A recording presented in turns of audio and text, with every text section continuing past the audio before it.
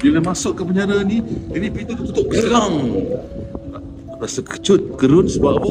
Belum tentu boleh keluar dan ramai yang mati.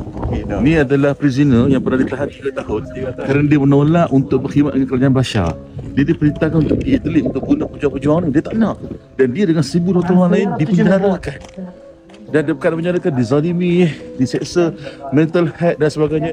Alhamdulillah hari ni Muktasim ni, abang nama Muktasim, dia nak tunjuk kami mana tempat-tempat dia. Ini memang peluang untuk anda lihat apa yang berlaku dalam penjara Setnaya ni.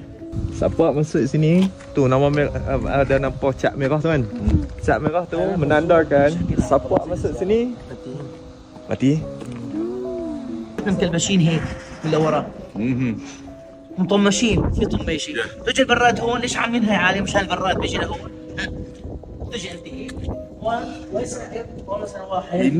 Ini cerita sebenar bagaimana orang masalah penjara Setnaya di penjara dibakar, ditutup matanya, seorang demi seorang digari masuk kan Ustaz kan?